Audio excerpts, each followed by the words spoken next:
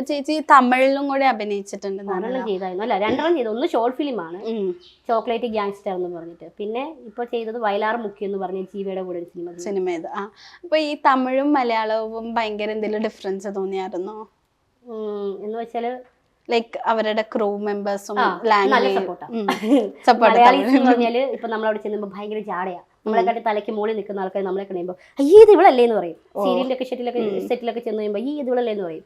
പക്ഷെ തമിഴ്നാട്ടിൽ ചെന്നുമ്പോൾ അങ്ങനെയൊന്നുമില്ല. അക്ക അക്ക അക്ക എന്ന് വിളിച്ച് എല്ലാവരും നമ്മളെ നല്ല സപ്പോർട്ടാണ്. അതെനിക്ക് തോന്നിയിട്ടുണ്ട്. ഭയങ്കര ജഡ്ജ്മെന്റൽ ആയിട്ട് തോന്നിയിട്ടുണ്ടോ മലയാളീസ്? വിലയിരുത്താനല്ല, നമ്മളോടല്ല വിലയിരുത്തുന്നത്, പരസ്പരം. ഞാൻ എന്തായാലും ഉണ്ടെങ്കിൽ ആരാണെങ്കിലും എത്ര വലിയ ആണെങ്കിലും ഡയറക്റ്റ് പറയും. ഇപ്പൊ താൻ ചോദിക്കുന്ന ഓരോ ചോദ്യം എനിക്ക് ഇഷ്ടപ്പെട്ടില്ല ഇറങ്ങി പൊക്കോ എന്ന് എനിക്ക് പറയും. അതാണ് ഞാൻ. അല്ലാതെ ഞാൻ ഒളിച്ചോ അങ്ങനെ പോയി വേറെ ഒരാളോട് ഞാൻ കുറ്റം കുറവും പറയുന്നത് എനിക്ക് ഇഷ്ടമല്ല. ഒന്നാം സമയമില്ല കേട്ടോ. അപ്പൊ എനിക്കത് ഇഷ്ടമല്ല. അപ്പൊ അത് പറയുന്നത് കേൾക്കുമ്പോൾ എനിക്കിഷ്ടം. ഞാൻ ഒന്ന് നൈസായിട്ട് ഇങ്ങനെ മാറി പോകത്തുള്ളൂ. ഞാൻ പല വർക്കുകൾ വേണ്ടെന്ന് വെച്ചിട്ടുണ്ട് അങ്ങനെയൊക്കെ. ഈ തുറന്നടിച്ച് പറയുന്നോണ്ട് ശത്രുക്കള് കൂടിയിട്ടുണ്ട്, അതിനൊരു കുറവില്ല. അപ്പൊ എങ്ങനെ എനിക്കതൊന്നും മാറ്റാൻ പറ്റത്തില്ല. ഞാനതാ എനിക്ക് അങ്ങനെ വേറൊരാളോട് നിന്ന് പറയുന്നില്ല. ഇപ്പൊ നമ്മുടെ കുറ്റങ്ങളും കുറവുകളും നാട്ടുകാരോട് ചോദിച്ച് മനസ്സിലാക്കുന്ന എന്നോട് ചോദിച്ച് ഞാൻ പറഞ്ഞു തരാം. ഇല്ലാത്ത കാര്യങ്ങളുണ്ടോ? ഇല്ലാത്ത കാര്യങ്ങൾ എനിക്കറിയാം. അത് എനിക്കറിയതിന്റെ അപ്പുറം വരില്ല. അതങ്ങനത്രേ ഉള്ളൂ. പേടിക്കാവില്ലേ? ലൈക്ക് അവസരങ്ങൾ നഷ്ടപ്പെടോ, മാറ്റി നിർത്തിപ്പെടോ? അങ്ങനെ ഞാൻ സിനിമയിലേക്ക് വേണ്ടി റിസ്ക് എടുക്കുന്നില്ല. ഞാൻ റിസ്ക് എടുക്കുന്ന എന്റെ സോഷ്യൽ മീഡിയയിലേക്ക് വേണ്ടിയിട്ടാ. അപ്പൊ അത് നമ്മുടെ കയ്യിലായിരിക്കുന്ന അതിന്റെ ആ ഒരു ചരട്. അതിന്റെ കാൽച്ചോട്ടി ഞാൻ പോകുന്നില്ല. എനിക്കൊരു 100 രൂപ താന്ന് ഞാൻ പറയുന്നില്ല. എനിക്ക് എൻ്റെ ഒരു ഫ്രണ്ട് എനിക്കൊരു ഹെൽപ്പ് ചെയ്തു. ഒരു 50,000 രൂപ എനിക്ക് ഹെൽപ്പ് ചെയ്തു. അതിപ്പോ ഒരു 1-1.5-2 വർഷം മുന്നാണ്. ഹെൽപ്പ് ചെയ്ത് കഴിഞ്ഞ് കഴിഞ്ഞപ്പോഴത്തേനും അദ്ദേഹം എൻ്റെ കയ്യിൽ 50 രൂപ തന്നു. അത് കഴിഞ്ഞിട്ട് ഞങ്ങൾ ലോൺ എടുത്തു. പിറ്റേ മാസം ലോൺ എടുത്തു. അപ്പൊ ഞങ്ങൾക്ക് ഈ എന്തോ ബ്ലോക്ക് കിട്ടിയിട്ട് ഈ സാധനം ഇതായി പോയി. നമ്മുടെ സോഷ്യൽ മീഡിയ ഡെഡായി കിടക്കുക. 25 ദിവസം ഞങ്ങളുടെ പണി കിട്ടി.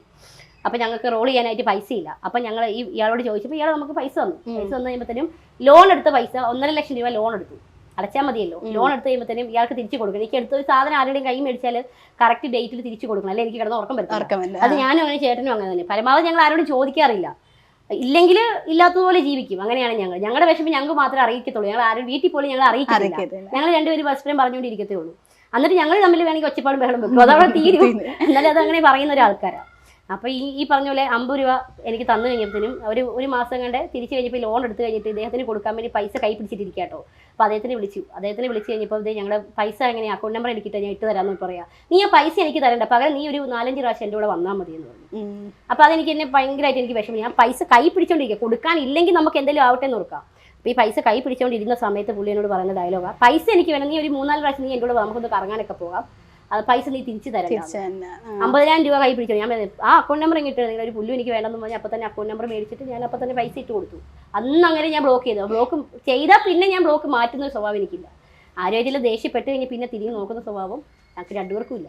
ഇവിടെയാണ് ആ ജഡ്ജ്മെന്റ് എന്ന് പറയുന്ന സംഭവം വരുന്നത്. ഇപ്പം എനിക്ക് തോന്നിയൊരു കാര്യം, ചേച്ചിയുടെ ഇപ്പം ഞാൻ ചേച്ചിനെ കണ്ടിട്ടേ ഇല്ല, ചേച്ചിന്റെ റീല് മാത്രമേ കണ്ടുള്ളൂ. അപ്പൊ ഞാൻ ജഡ്ജ് ചെയ്യും ചേച്ചി, ആ ചേച്ചി ഇങ്ങനെയാണ്, ചേച്ചി ചിലപ്പോ ഇങ്ങനെയൊക്കെ വിളിച്ചാല് പോകും. അത് കഴിഞ്ഞ് ഞാൻ ചേച്ചിനെ കാണുമ്പോ നേരെ ഓപ്പോസിറ്റ് ആവും. ആ ഒരു അവസ്ഥ. അതെ, ആ ഒരാളല്ല എന്ന് പറഞ്ഞാല് ഞാൻ ഇവിടെ വന്ന് ചേച്ചി സംസാരിക്കാൻ ഞാൻ വിചാരിച്ചില്ല. ചേച്ചി ഇത്രയും ഫാമിലി പേഴ്സൺ ആണെന്ന് ഞാൻ വിചാരിച്ചേ ഇല്ല. ഞാൻ എന്താണ് വിചാരിക്കുന്നത് അതിന്റെ നേരെ ഓപ്പോസിറ്റ് ആണ് ചേച്ചി. അങ്ങനെ ഒരാളെ ഞാൻ ഉണ്ടാവില്ല ഒരു മനുഷ്യനെ പറ്റിയിട്ട്.